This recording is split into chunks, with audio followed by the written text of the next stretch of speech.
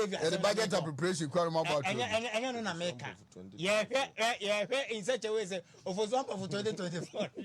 Now, the sound about Nasiano, or Makofa, Haruna 2024, Yabao. Say presidential, or co presidential, or and they are in free honor, and they are my in the post at the area. Now, some crank a meko. Say, I'm a meko. Haruna Iddrisu Mesro for now, no. We are credible enough, say, also to me contest, Frabaraship, no NDC, at the UT. Who's UT? Say, no, by on quad UT, Namasu UT, one more to a banana, that amount. I'm a JDM Caribbean, I'm a bad on the city form. At the Mesro for now, say, 2024 year Mobekui, yes, in Mayana, Moon number Falmoy, Haruna, Kofaro, dear, because Obiano bigger than you. Obiano bigger than Haruna Iddrisu. Eti me de mesre ba mesre say aba ni say NDC MPP for you take advantage enema bia yesi etimi ye na sa yanka say papa ato force ye belidie enema bia say parliamentary so yetimi ye say ba ya yenso no ye credibility na betimi akosoro da bia say de wo no yesi etimi sa champion sa akoso no na me de mesre say de NDC for de eye no MPP for enfantu ye honfo me de mesre pa NDC for say de omu ye no Messer, you for certain election be. Young fun to your home in such a way, say, young could take a decision be. At the end of the Scotty, some pedity. But I do baby on here, be pedity cacao. And to me, the master for now say, and this is for decision what taking. Media may messer, may meaning say, Anya Biam, Yako 2024 election.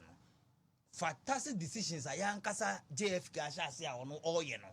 A bit me a boy am breaking the 89 I mesre pa MPP for executives for national executive for and your mama shall good dema a bit me a breaking the 8 you know. Said the young Casa, yeah papa Johnson I see you don't get your idea.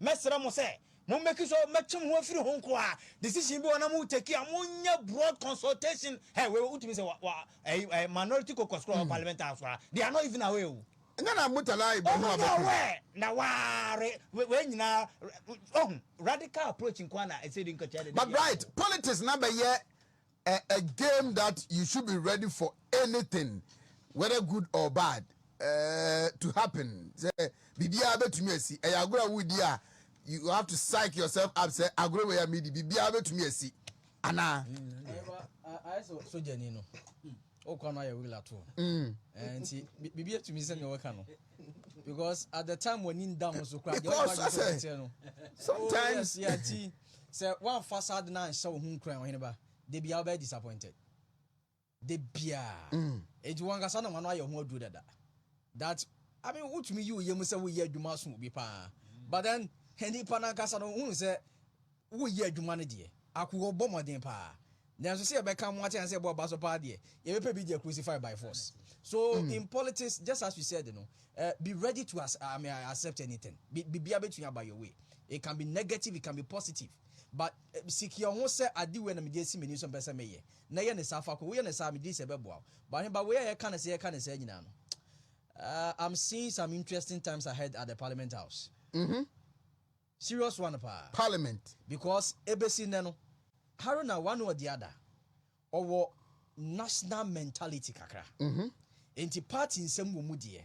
Nanso ya mamandwo man ne ho kakra nka ho. But baby so shout it abeno.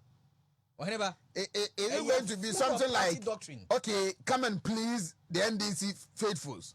Party doctrine. Enti buga and no keke no he bebe koso. Me that is what I'm seeing now. A better fool about NDC. Say a better NDC in Parliament House as against MPSA omu preaching that I mean the national aspect of this. Do we also need some changes?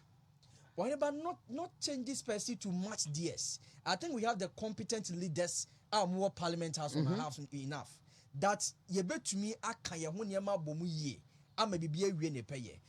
Changes on ba see the face was see the comatch omo de na ebe ha en bebre pa ebe ha ne wani ba baby so something ye yo maba no it is a would ni wo bia in terms of maturity no any adwuma ne nti ase no obetumi control the house ebe ha dwen and minim de wo two NDC fofo so mo sesa eye won team ni fi wo at this particular time no but if to go against them.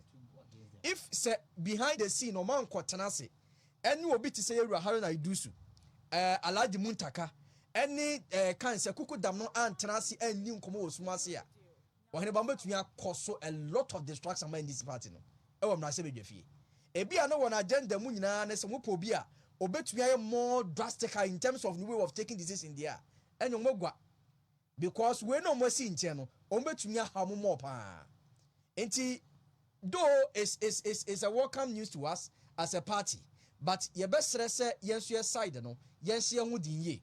No more said there is a tougher time ahead from the NDC side now because obi to say at forcing. Hey, obey Muhammad Juma and your party a parliamentary Juma.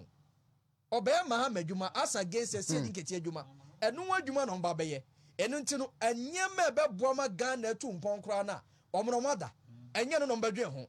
And your dear party no. E the letter I catch on so munya no e no mbabe so party no catch on mo say ene mon twese MPC na no e beda wo fi wa bra mon be fi no mo they are going to do it enti en MPC no so na wo so mo so no mo say from this time around no at least the 2 years ake no na se bedwom adwuma no de omo mo wani abras nde bia because anyema we ye course se ni ade no e ma ne nyom da say bia NDC for mo ye bibi sa akeke na omo they are strengthening the fronts now of their party no. It's something they are doing now.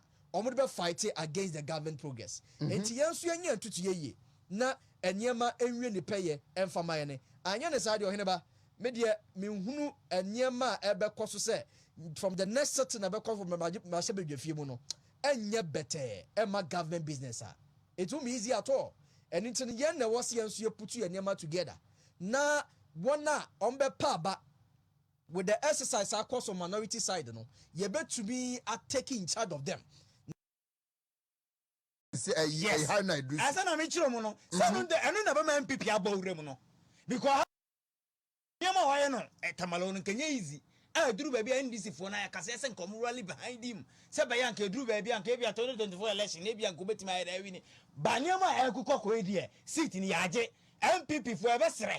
Tamalegi okono momane na tasa elipano sa ni pano me yasa ye nton ntam na sa city ne ko ade se de asie du nkatia nko a ede ye papa Haruna ide ye beji city no 2024 se du nkatia pe on pe Tamale Central hono nko ade be de beje because say o ma papa na ye mobododo minim de o pe free Haruna Iddrisu ho ede na Haruna Iddrisu pa wa ye asie du nkatia general mosquito papa ede na wa ye o ana waje ke testament yasie o hwe papa modern ba o parliamentar na o say bia ye de ke no edu ba bia ho o opponent de o ya de na say eya edu ba bia o be jira ba bia say o timi de eka ye papa Haruna Iddrisu no Ghana o hwe the 8th parliament ya papa no obo no homodin me metran ka say me ni political party no so obo no homodin amenya de menka.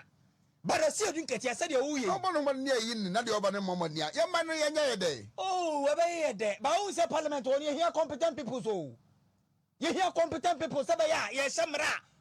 Or the canal gin number. I know you live yes.